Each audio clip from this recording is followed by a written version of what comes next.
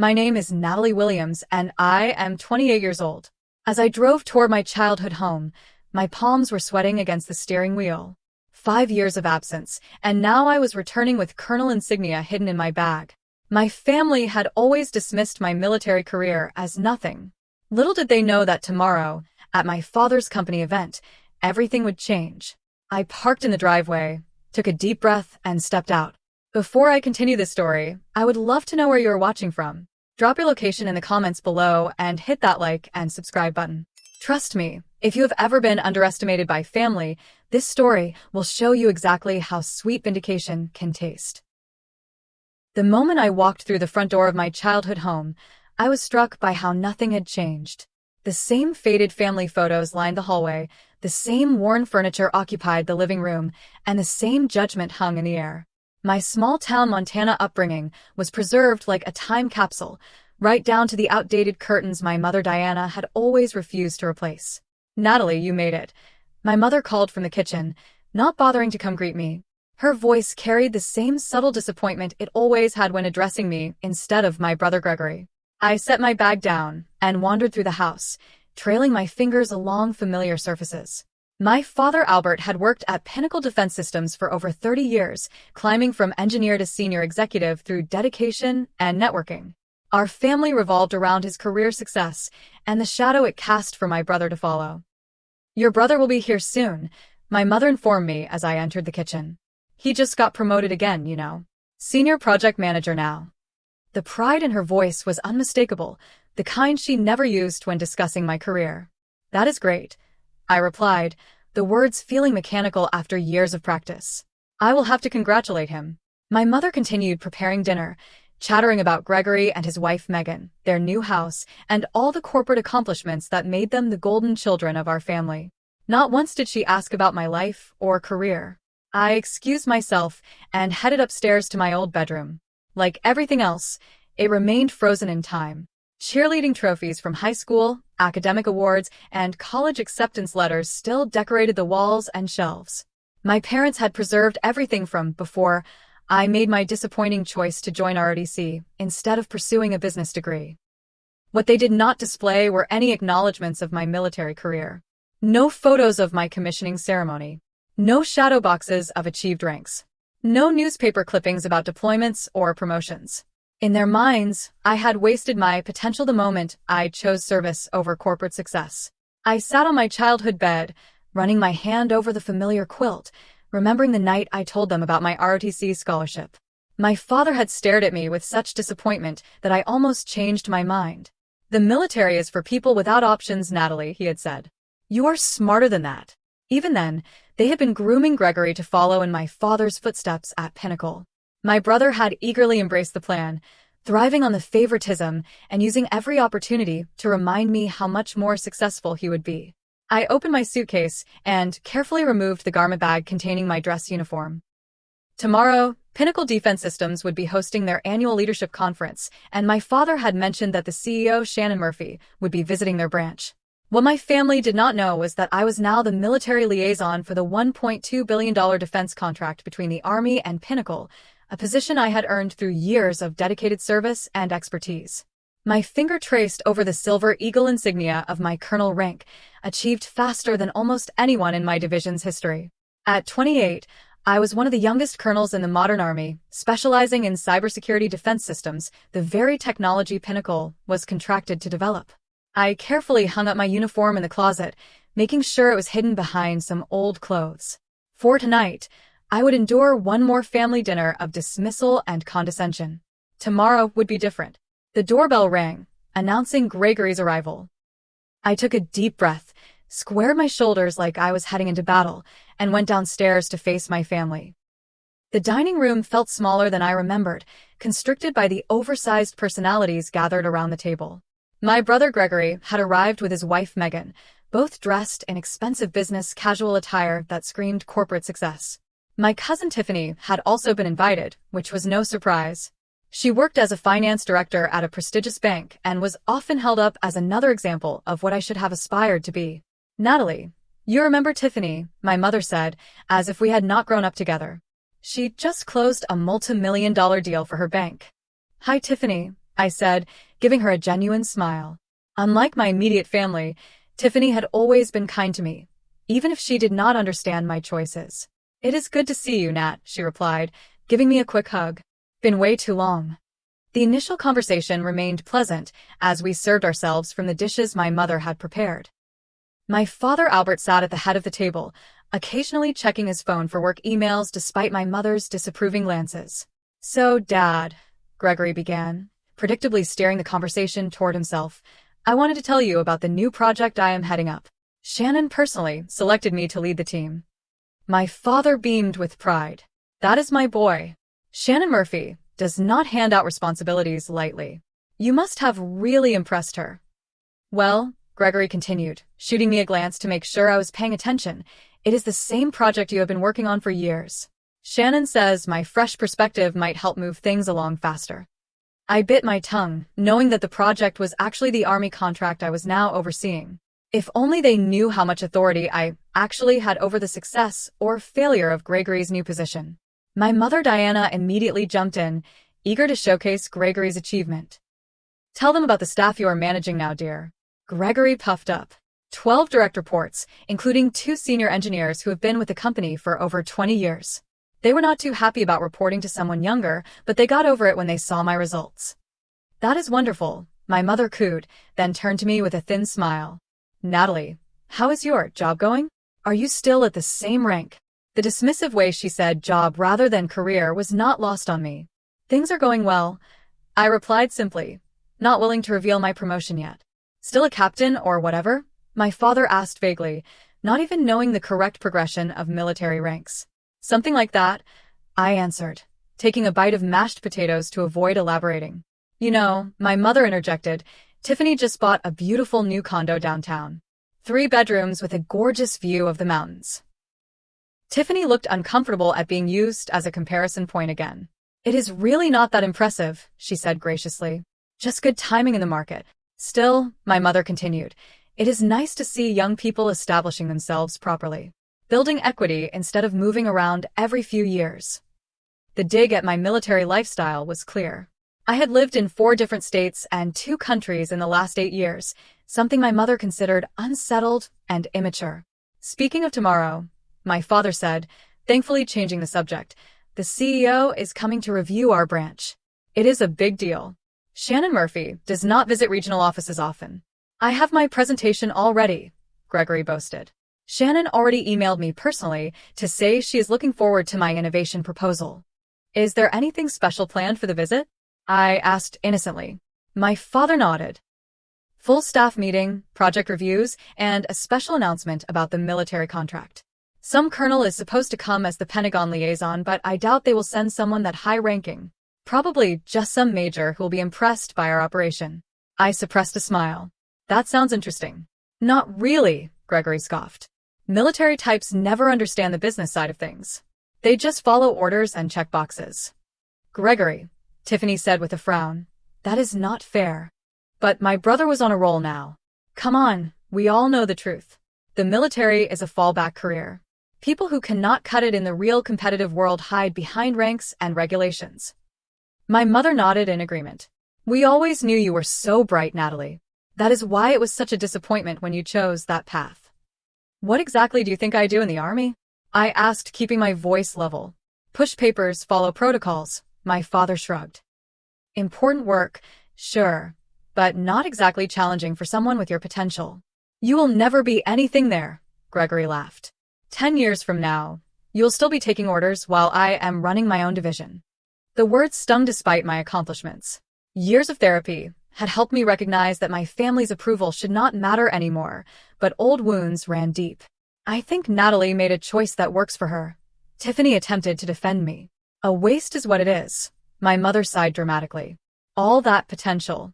Remember how all your teachers said you could run a company someday?"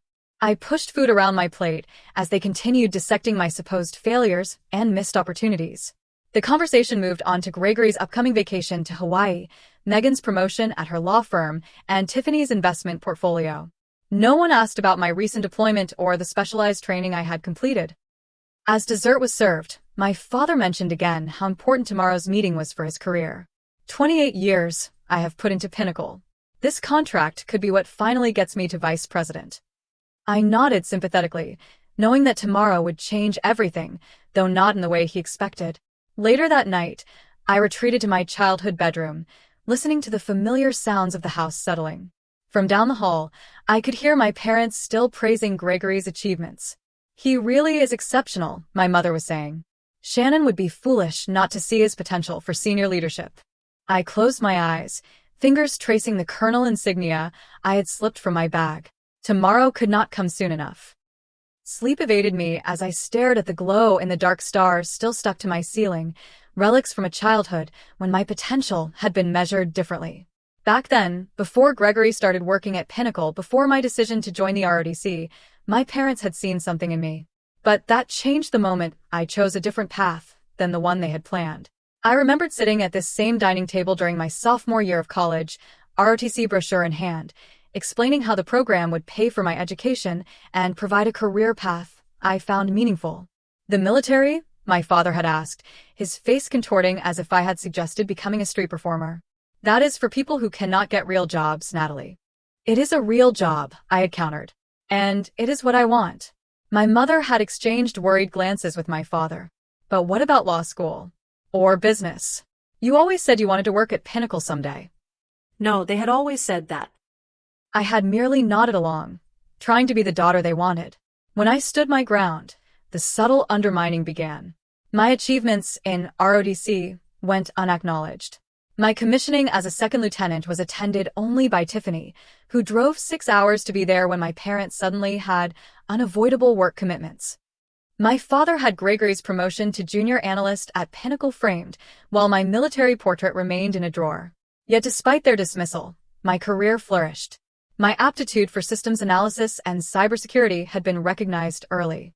By 23, I had been promoted to captain and assigned to a specialized unit developing defensive protocols against emerging cyber threats. By 26, I had reached major, after leading a task force that identified and neutralized a sophisticated attack on military infrastructure, saving countless classified documents and potentially lives.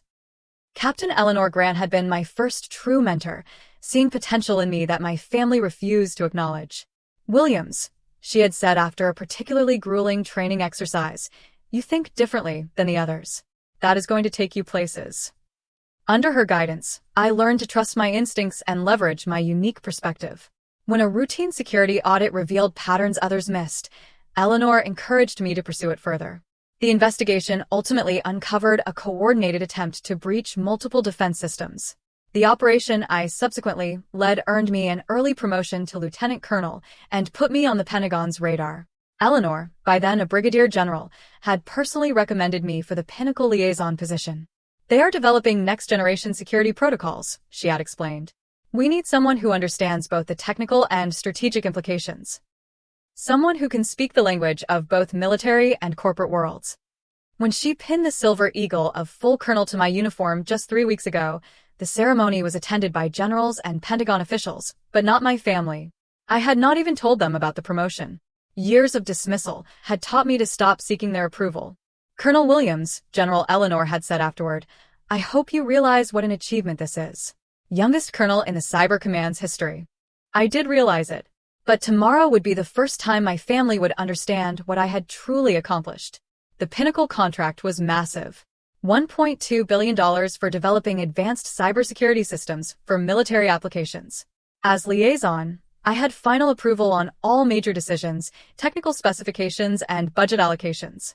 In the most literal sense, I would be overseeing my father's and brother's work. The irony was almost too perfect. For years they had belittled my career choice, and now I held significant influence over the project that could determine their professional futures. I got out of bed and removed my uniform from the garment bag. The midnight blue fabric was immaculate, brass buttons gleaming even in the dim light of my childhood bedroom. I ran my fingers over the rows of ribbons and medals, each representing missions, achievements, and sacrifices my family knew nothing about. The silver eagle insignia caught the light as I turned the uniform jacket in my hands. I remember my father once saying, "Ranks do not mean anything in the real world, Natalie. Out here, it is about what you can do, not what title they give you."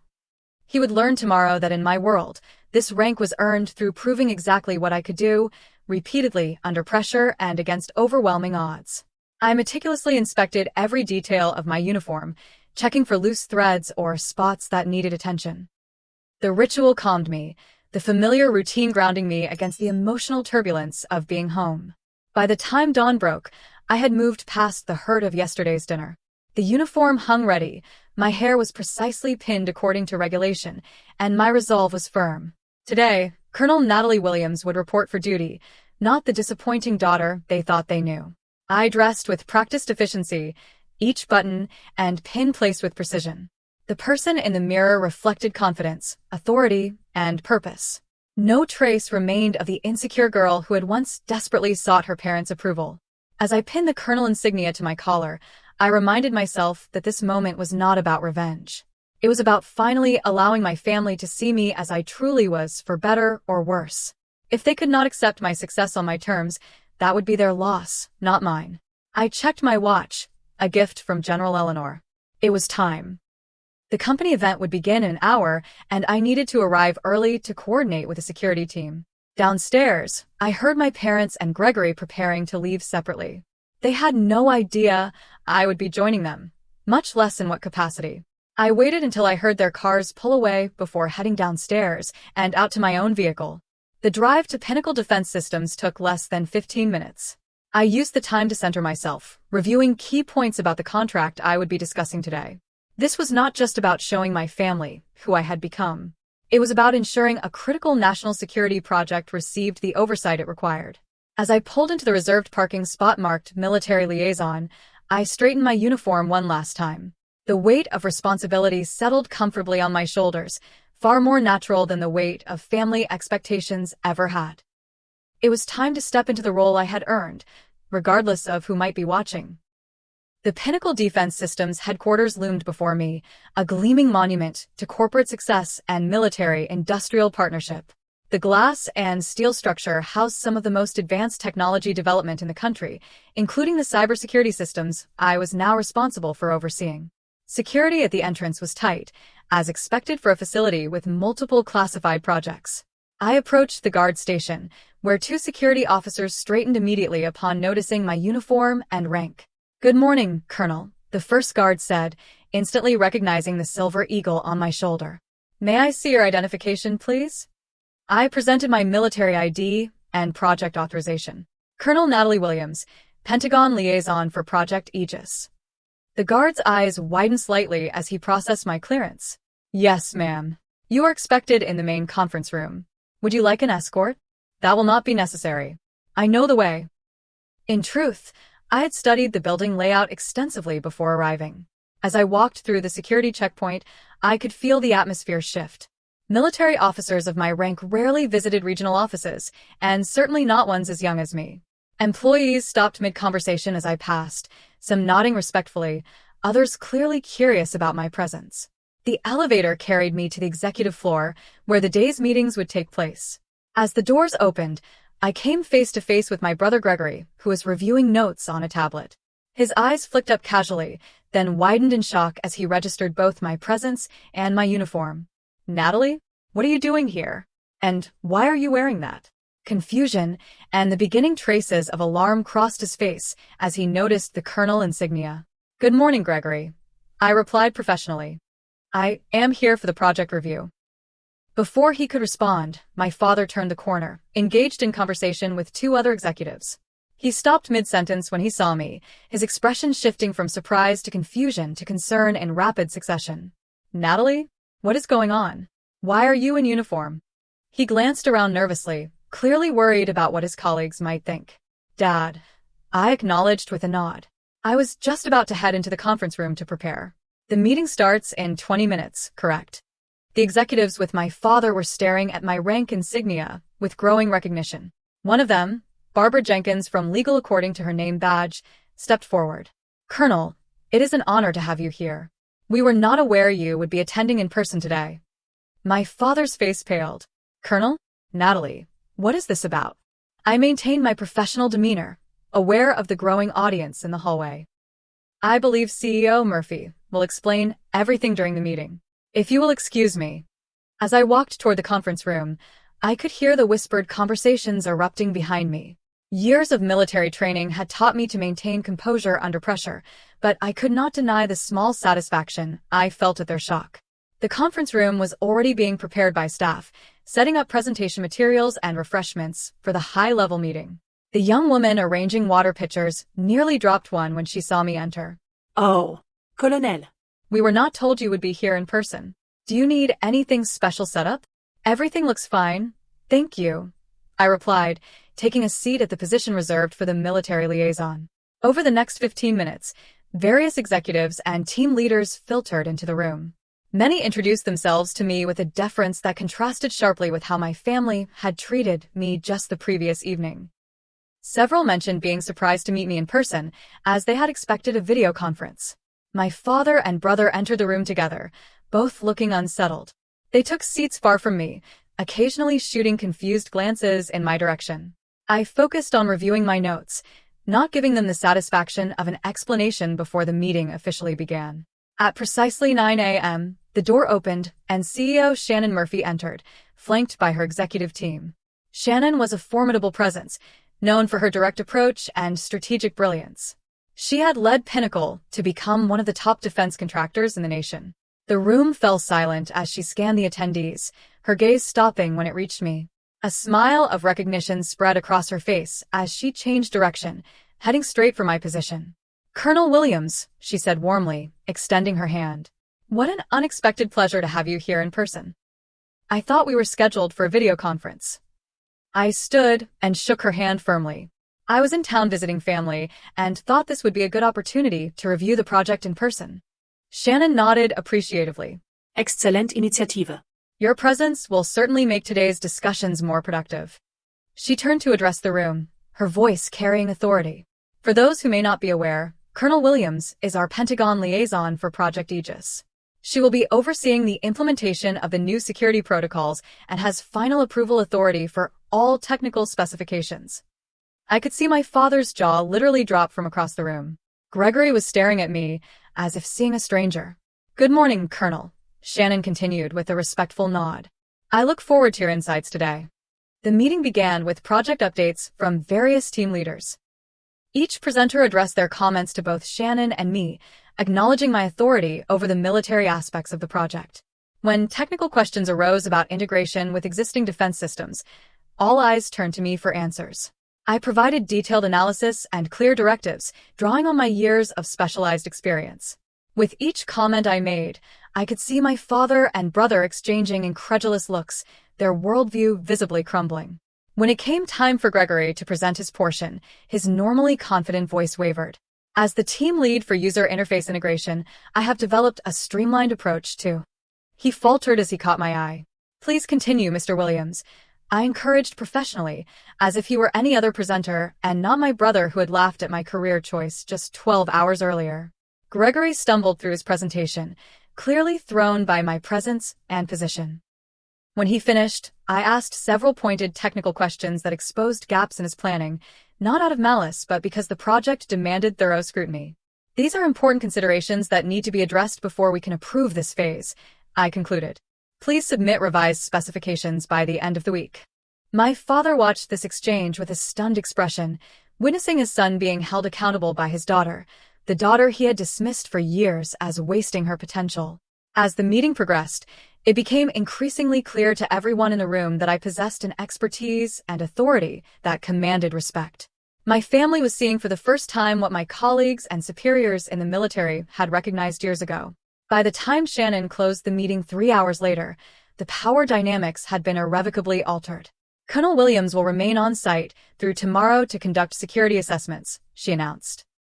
"I expect everyone to provide her with whatever information and access she requires. This project is critical to national security and to Pinnacle's future." As the room cleared, Shannon approached me again. "Colonel, I must say your reputation is well-deserved. General Grant speaks highly of you, but seeing you in action today confirms everything I have heard." From the corner of my eye, I could see my father hovering nearby, clearly eager to speak with me, but uncertain how to approach. The moment of revelation had arrived, and there would be no going back. The conference room slowly emptied, leaving only my family and a few senior executives who were engaged in conversation with Shannon Murphy. My father hovered awkwardly at the edge of the group, visibly struggling to process what he had just witnessed. Gregory stood beside him, his earlier confidence replaced by confusion and dawning realization. Shannon gestured me over to join her small circle, unaware of the family drama unfolding. Colonel Williams, let me introduce you properly to our senior team. Some of them you may already know from project documentation, but it is always better to connect in person. I nodded professionally and joined her. She placed a hand lightly on my shoulder, a gesture of collegial respect that would have been unthinkable between a CEO and a junior team member. Everyone, this is Colonel Natalie Williams, the Pentagon's primary liaison for Project Aegis. Colonel Williams has been instrumental in developing the security frameworks that will form the backbone of our system. The Senior Vice President of Engineering, a man named Thomas Bailey, extended his hand. Colonel, your reputation precedes you. Your paper on adaptive countermeasures against quantum computing threats was revolutionary. We have implemented several of your recommendations already. Thank you, Mr. Bailey. I appreciate the practical application of theoretical work, I replied, acutely aware of my father and brother watching this exchange with disbelief. Shannon continued the introductions until she reached my father. And of course, you must know Albert Williams, our Director of Regional Operations. Albert has been with Pinnacle for nearly 3 decades. An awkward silence fell as everyone registered our shared last name. Shannon looked between us, realization dawning on her face. Williams, are you related? Before I could answer diplomatically, my father stepped forward. She is my daughter, he said, his voice a complex mixture of confusion and a new emotion I had never heard from him before. Was it respect? Your daughter? Shannon looked genuinely surprised. Albert, you never mentioned your daughter, was Colonel Williams. The Colonel Williams who has been overseeing our biggest military contract. My father struggled to find words. I did not. I was not aware of Natalie's current position. Shannon turned to me with a questioning look. I maintained my professional demeanor despite the personal undercurrents. My family and I have not had much opportunity to discuss my career progression, I explained simply. Gregory, unable to contain himself any longer, stepped forward. You cannot be serious. You are the colonel everyone has been talking about? The one with final approval on the entire project. Yes, I confirmed. I have been overseeing Project Aegis for the past 6 months, since my promotion to full colonel. 6 months, my father repeated, his voice hollow. You have been a colonel for 6 months and never told us? Shannon looked increasingly uncomfortable as she realized she had stumbled into family tension. Well, this is certainly unexpected. Colonel Williams, perhaps you would like to explain your role directly to the team? Since you are here in person, we should take full advantage. I nodded gratefully for the professional redirect. Of course. Project Aegis represents a $1.2 billion investment in next-generation cybersecurity infrastructure. As the military liaison, my role is to ensure that all developments meet Pentagon specifications and security requirements. I moved to the front of the room and activated the presentation screen, displaying the project overview. As I spoke, I could see the expressions on the executives' faces shift from curiosity to genuine respect. My detailed knowledge of both the technical aspects and strategic implications demonstrated exactly why I held my position. All major design decisions, budget allocations, and implementation strategies require my approval before proceeding, I continued, the words landing heavily in the room. This includes staffing decisions for key positions. My brother paled at this last point, undoubtedly remembering his boast about leading a new team on the project. Shannon nodded approvingly as I finished my overview. As you can all see, we are fortunate to have Colonel Williams guiding this project. Her expertise is unmatched, and her authority in this matter is absolute. The executives nodded in agreement, several making notes. My father sat rigid in his chair, his expression unreadable. In fact, Shannon continued, Colonel Williams will be conducting performance evaluations of all team leads over the next 2 days to assess our progress and resource allocation. Gregory's face went from pale to ashen. Just last night, he had laughed about my career amounting to nothing, and now I would be evaluating his performance. As the meeting concluded, Shannon pulled me aside. Colonel, I had no idea Albert was your father. This must be quite a proud moment for your family. I offered a diplomatic smile. It is certainly a significant moment. Well, they should be extremely proud. Your work has been exceptional. I have told Albert many times how fortunate we are to have such a strong military partner on this project. My father overheard this exchange as he approached, his expression now a mixture of confusion and what appeared to be dawning regret. Natalie, he began, struggling with how to address me in this context. We need to talk. Of course, I replied professionally. I have a brief meeting with the security team, then I can meet you in your office at 11 a.m. He nodded mutely, unused to taking scheduling directions from me. As the executives filed out, I could hear them murmuring about the unexpected revelation. Did you know Albert's daughter was Colonel Williams? No wonder she rose so quickly, with connections like that. Actually, I heard she refused any family connections, did it all on merit. The last comment, from Thomas Bailey, carried clearly across the room, causing my father to stop in his tracks. The implication was clear. I had achieved my position not because of my family connections, but despite their lack of support. The truth was finally coming to light, and with it, the opportunity for long overdue understanding.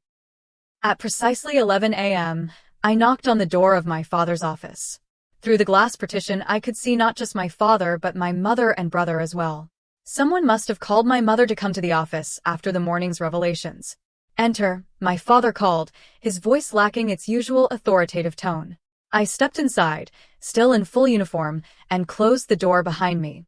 My mother Diana sat perched on the edge of a chair, her expression fluctuating between confusion and something that looked almost like fear. Gregory stood by the window, arms crossed defensively across his chest. Please sit down, my father offered, gesturing to the chair across from his desk.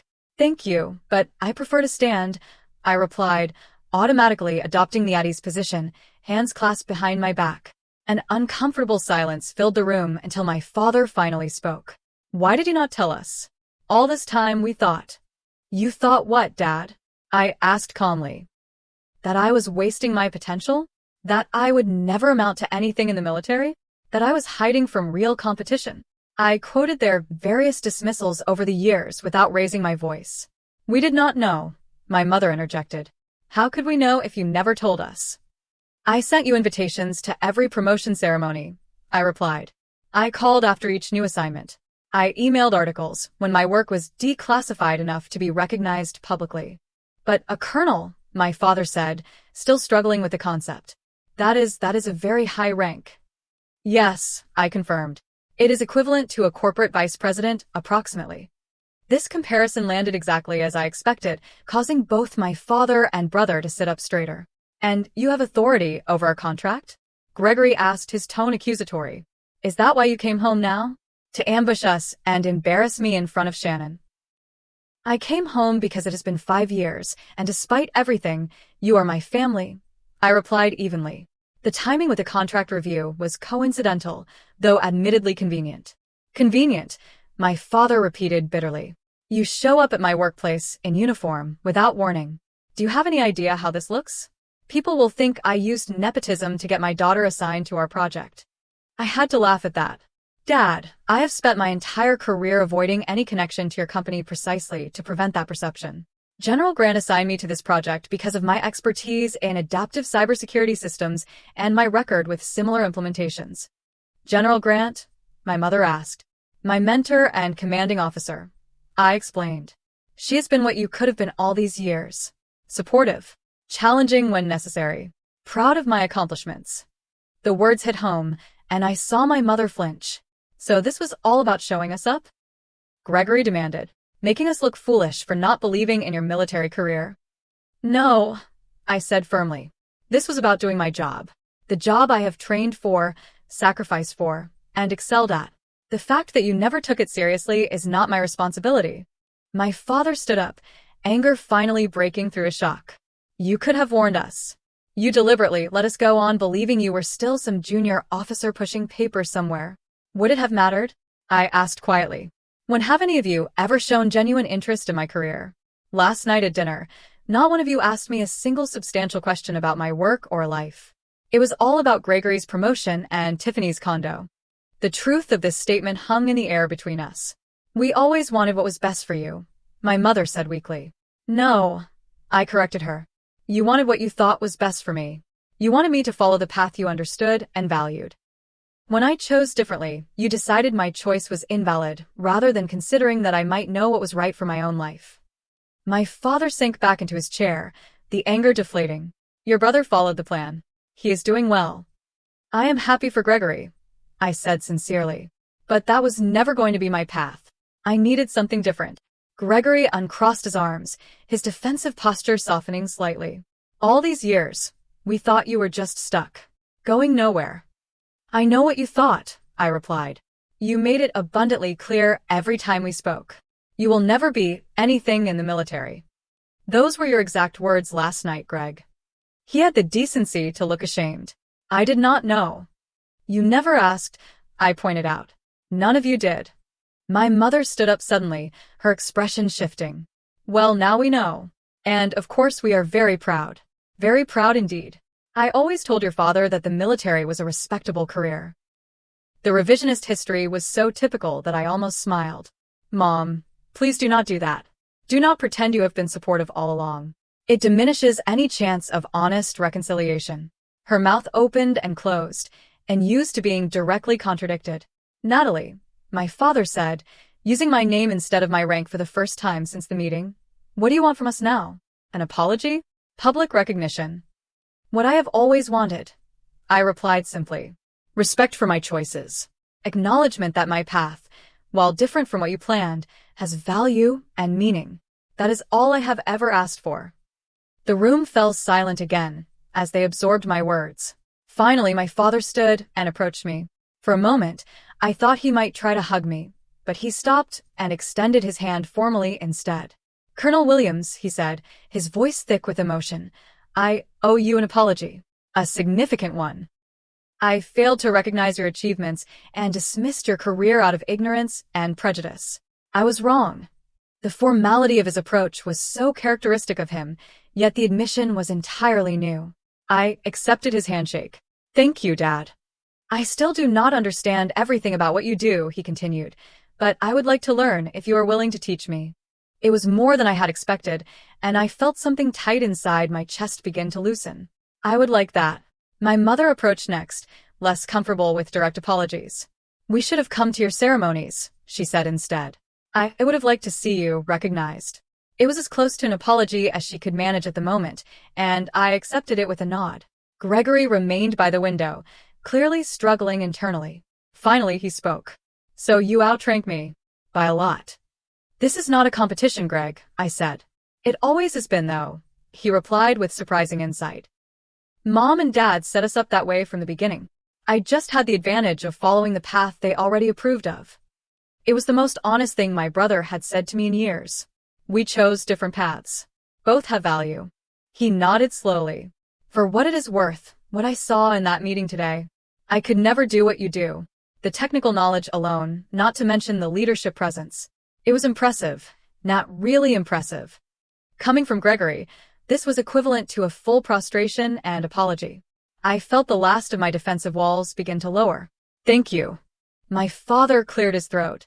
Shannon wants to have dinner tonight. With all of us, now that she knows we are family. She is quite impressed with you, Natalie. I know, I said simply, allowing myself a small smile. Of course you know, my father replied, shaking his head with what looked like newfound respect. You probably know more about this company's operations than I do at this point. Only the classified parts, I said, and was rewarded with a genuine laugh from him, perhaps the first we had shared in years. The tension in the room had transformed into something different, something tentative but hopeful. There was damage to repair, years of dismissal and hurt to work through, but for the first time, I felt that my family was seeing me, truly seeing me. I have another meeting to get to, I said, glancing at my watch. But I would be happy to join you all for dinner with Shannon tonight. As I turned to leave, my mother called out, Natalie, we. She struggled to find the words. I know, Mom, I said gently. One step at a time. I closed the door behind me, leaving my family to process the new reality. Their daughter, their sister, was not nothing after all. She was Colonel Natalie Williams, and she had earned every inch of the respect she now commanded. 6 months later, I hosted my family for dinner at my Washington, D.C. apartment. The spacious two-bedroom condo overlooking the Potomac was a far cry from my childhood home in Montana, but it had become my sanctuary over the past few years. The changes in our family dynamic were still evolving, but progress was undeniable. My father Albert arrived first, carrying a framed news article about the successful implementation of Project Aegis and my role in it. He had it professionally mounted and had been proudly displaying it in his office.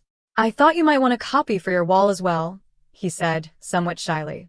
The article featured a photo of me in uniform alongside General Eleanor and Shannon Murphy at the project launch.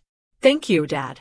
"That is thoughtful," I replied, genuinely touched by the gesture. 6 months ago, he would have considered such military recognition irrelevant. My mother Diana arrived with a homemade apple pie, my childhood favorite. Her attempts at connecting were still awkward, but sincere. She had stopped making comparisons between me and Gregory or Tiffany, instead asking genuine questions about my work, at least the unclassified parts. "Your apartment is lovely, Natalie," she commented, looking around at the minimalist but elegant decor. "So neat and organized." "Military precision," I joked, and she actually laughed instead of using it as an opportunity to criticize my career choice. Gregory and Megan arrived last, bringing an expensive bottle of wine. The most surprising transformation had been in my brother.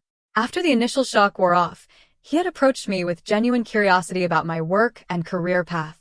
"So," he began as we sat in the living room before dinner, "I implemented those security protocols you suggested last month. The team thought I was a genius for coming up with them." I raised an eyebrow. "Did you give credit where it was due?" He grinned sheepishly. "Eventually." After enjoying the praise for about 5 minutes. "But seriously, the implementation has been smooth. The client is impressed." "Good work," I said sincerely. "Your team executes well."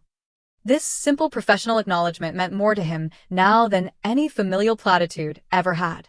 He had started seeing me as a colleague worthy of respect, not just his little sister. My father, who had been examining the military awards displayed modestly on my bookshelf, turned to me. "I read that article about the cyber attack you helped prevent last year. I did not understand all the technical details, but it sounded significant." "It was," I confirmed. "We caught it early, which was fortunate." "Lives were at stake?" he asked, beginning to grasp the importance of my work. "Potentially, yes. Infrastructure security affects everyone." He nodded thoughtfully. "I always thought military service was about physical combat. I never considered the cyber battlefield." "Most people do not," I acknowledged. "That is partly why we can be effective. Enemies do not always see us coming." The doorbell rang, and I excused myself to answer it. General Eleanor Grant stood in the hallway, her uniform as impeccable as always despite her off-duty status. "Colonel Williams," she greeted me with a warm smile. "General." I returned the greeting. "Thank you for joining us tonight." I had invited Eleanor to dinner partly because she was in town for meetings, but also because I wanted my family to meet the woman who had believed in me when they had not. "Everyone," I announced as we returned to the living room, "this is Brigadier General Eleanor Grant, my commanding officer and mentor." "Eleanor, this is my family." My father stood immediately, extending his hand with the respect he would show any high-ranking corporate executive. "General Grant, it is an honor. I understand we have you to thank for recognizing Natalie's potential." Eleanor shook his hand firmly. "The potential was always there, Mr. Williams. I simply provided the opportunities for it to flourish." My mother bustled forward. "General, please make yourself comfortable. Dinner is almost ready." As we moved to the dining table, the conversation flowed more naturally than any family gathering I could remember. Eleanor shared stories about military life that helped my parents understand the world I inhabited, while carefully avoiding classified details. Natalie designed a simulation program that is now standard training for all cybersecurity personnel, she told them over the main course. Her approach reduced successful breach attempts in training scenarios by 63%. I watched my parents absorb this information, saw them truly hearing about my accomplishments perhaps for the first time. "We did not know," my mother said quietly. "All these years, we did not know what you were really doing." "You never asked," I replied, but without the bitterness that would have colored those words 6 months ago. "But now you know, and that is what matters." After dinner, Gregory helped me clear the dishes while our parents continued talking with Eleanor. "You know," he said quietly, "I spent years thinking I was ahead of you in the game of life. Getting promotions, climbing the corporate ladder, making connections. But you were playing an entirely different game at a much higher level. It was never a competition, Greg, I reminded him. I know that now, he acknowledged. And I am sorry for making it one. These moments of genuine connection would have seemed impossible during that painful family dinner 6 months ago. The healing was not complete, perhaps would never be fully complete, but it was real progress. Later, as we enjoyed coffee and my mother's apple pie, my father raised his glass in a toast. To Colonel Natalie Williams, he said, his voice carrying an unmistakable note of pride, who proved that following your own path can lead to extraordinary places. We may have been slow to see it, but we could not be prouder now. I raised my glass along with the others, feeling a sense of peace I had not experienced in my childhood home for many years. The validation I had once desperately sought from my family no longer defined me, but their recognition was still healing. In the end, it was never about proving them wrong. It was about becoming who I was meant to be, whether they approved or not. That they had finally come to respect my choices was not the victory. The victory had been in making those choices for myself all along. So, what about you? Have you ever had your achievements dismissed by people who should have supported you? How did you handle it? Share your experiences in the comments below. And if this story resonated with you, please hit that like button and subscribe to hear more stories of resilience and triumph. Remember to share with anyone who needs to be reminded that sometimes the best validation comes from proving yourself on your own terms. Thank you for listening, and remember, your path is valid even when others fail to see its value.